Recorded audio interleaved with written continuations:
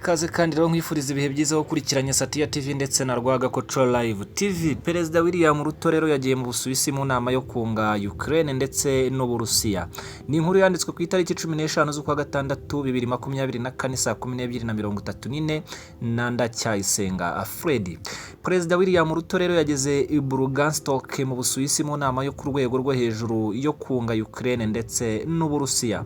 Abakuru b'ibihugu na guverinoma barenga 100 bitabiriye inama y'imisi ibiri aho igamije kwerekana intambwe ya mbere iganisha ku mutekano mu bihugu by'Uburayi bw'iburasirazuba. Inama rero yatangiye kuri wa gatandatu ikazasozera ku cyumweru, izaganira ahanini kuri gahunda y'amahoro ya Kyiv yatanzweho ingingo 10 zo guhagarika amakimbirane ya Ukraine n'Uburusiya. Muri iyo nama rero Perezida Ruto azavuga ku ntambara ibera mu burasirazuba bwo hagati na Afurika. Rutageze mu Busuwisi nyuma y'uko yari yaritabiriye inama ya G7 yabereye mu Butaliyani, yagiranye ibiganiro na Papa Francisco bigamije kuguharanira amahoro. Kenya yifatanyije na Papa Francis mu gusaba kwihohoterwa ryihutirwa mu mpande zose z'isi. Ruto yavuze ko igihe rero kigeze amakimbirane yibasiye isi harimo muri Sudani na Repubulika Iharanira Demokarasi ya Kongo yarangira. Ati turizera ko imitwe irwana izemera guhagarika imirwano no guha amahoro amahirwe.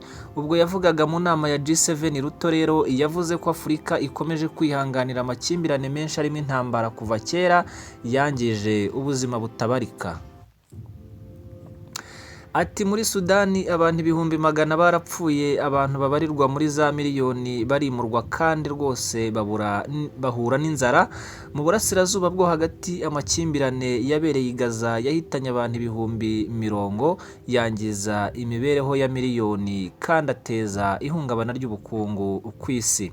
Ruto yongeraho ati Uburayi burimo guhangana n'amakimbirane akomeye yazanye ubwicanyi budatekerezwa ndetse n'ihungabana ry'ubukungu rikabije. Iyi rero ni inkuru ikomeje kugenda igarukwaho hirya no hino ku isi rwose, ivuga yuko rwose President William Ruto rwose bigaragara ko agize gute yerekeje mu Busuwisi. Hano rero bari kukubwira ko RDC abarimu ba gisirikare babiri b'Abarusiya babiciwe mu mirwano muri Nyiragongo. Hanyuma Sudani y'Epfo umutwe wa RSF uravugwaho rwose gushakira abarwanyi muri Repubulika ya Central Africa. Reka tugushimire cyane rero kubwo guha umwanya Satya TV ndetse na Rwagakoco Live TV kugira ngo dukomeze kukugezaho aya makuru agezweho. Nyagasani akomeza guhaza ibyiza. Ciao ciao.